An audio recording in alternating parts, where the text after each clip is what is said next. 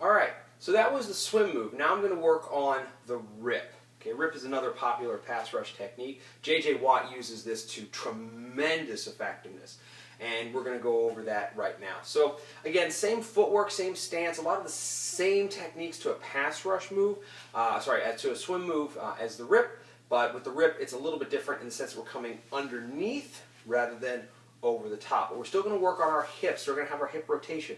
We're not going to be able to rip effectively if our hips are squared up to the lineman. So again, don't have to do this out of a stance. You can just practice this on 2 feet. The first thing again is you want to use your hand as a club, not necessarily working on pulling the man down as you would in a swim move, but more of just pushing the man to get a little bit of separation. And then you're going to throw this right hand. If you're going to rip with the right hand, you're going to come deep. You're going to drop your hips, okay, rip up and through. Okay, again, clearing those hips, okay, keeping my hips nice and narrow. Again, I don't want to turn my waist. Okay, coming here, and then coming through, elbowing off to the back. Sorry, it's a little hard to see. I'll start a little bit further back.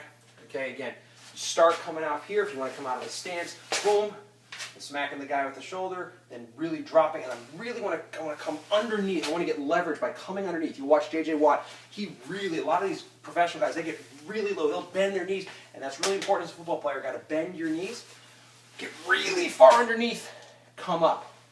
Okay?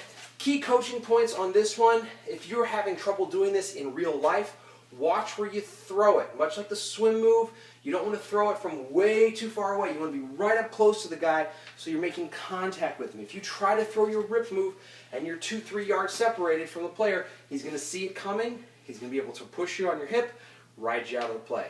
Okay? So for a left-handed guy as well, I'm going to throw that again from the left-hand side.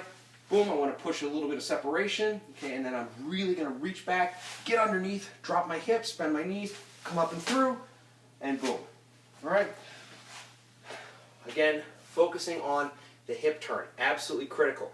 If you're trying throwing a rip from here, all you're doing is you're exposing all of this, exposing your back, which you can block, okay, inside the line. We don't want to do that. We don't want to expose our back. We just want to get underneath, boom, coming through, okay? Elbows the man as we go past. All right? Practice that in your own time. Let me know how it works.